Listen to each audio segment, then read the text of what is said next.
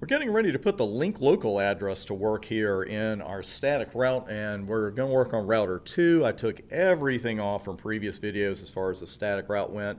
Ran show IPv6 route static to verify that. Still gives you the code table, but it also shows that we don't have any static routes. So we're going to use the link local address from router 3.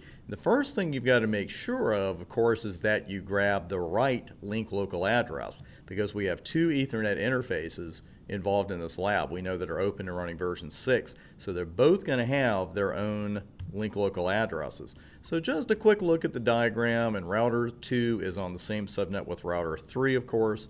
2001, all 2s block, all 3s block 1, and you see that's the fast Ethernet 0/0 interface. So let's go on over to router 3 and copy that information. And we will do a show IPv6 interface fast00. And there are the two global addresses, the unicast addresses we talked about earlier, along with everything else. But here is the link local address, and I'm just going to highlight that and right-click it to copy it, he said carefully. And that should do the trick. Let's head over to router 2. And we'll run IPv6 route always, and we're going to start with the destination network. And now we will paste that address back in. Just a right click and a paste. There's our link local. So hey, this was easy, right? I mean, you got your IPv6 route command, that's all good. Destination network, and then the link local address as a next hop. And there's something a little amiss here. We're getting an invalid input. This is interesting. We're getting invalid input, but it's pointing at a blank space. So it kind of looks like we should have something else in there. What did I forget? I'm not going to say what did we forget. I'm not going to blame you. What got left out? We need that double colon at the end of that 64, at the end of this address, before the 64. That's what we were missing. So now we get another message, but it's not invalid entry, so we're making progress. Interface has to be specified for a link local next hop. And this is true.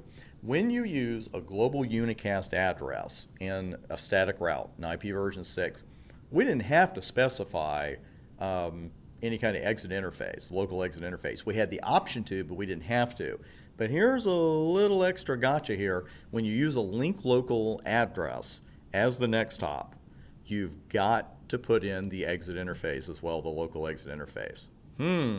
So, do you think we could put that at the end of this command? We couldn't do it in the last video, and we still can't do it. So we've got to squeeze fast Ethernet 00 right here in the middle. And there's our command as it is right now, IP version 6 route. We've got the destination, we have the local router exit interface, and we have the next hop link local address. Looks good. We didn't get any warnings, so that's definitely a step up. Let's have a look at the static routes. And the static route right now looks like we're good. There's our static entry, and you see via, but instead of the global address that we've had before, we're using the link local address, fast Ethernet 0/0, the local exit interface. And the proof is always in the pinging, so let's send one over.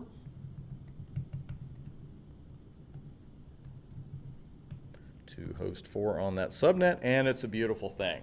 So again, actually I have a recap for you on the board. Let's step back to there for a moment. Again, when we used a global unicast address as the next hop in a version 6 static route, we had the option of putting on the local exit interface, but it was just that, it was an option.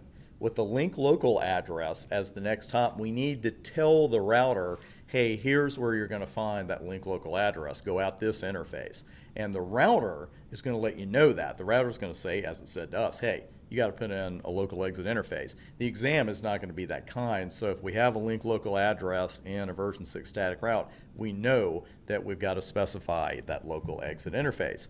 And now that you're sick and tired of hearing the phrase local exit interface, we're probably going to use it a little bit in the next couple of videos, because we need a default route. You know, it's a good idea to know how to write a default route. We know how to do it in version 4. We're going to see in version 6. It's going to take you about 1 second to type it in. And we're going to do some host routes as well. That's all coming up on the next couple of videos. See you there.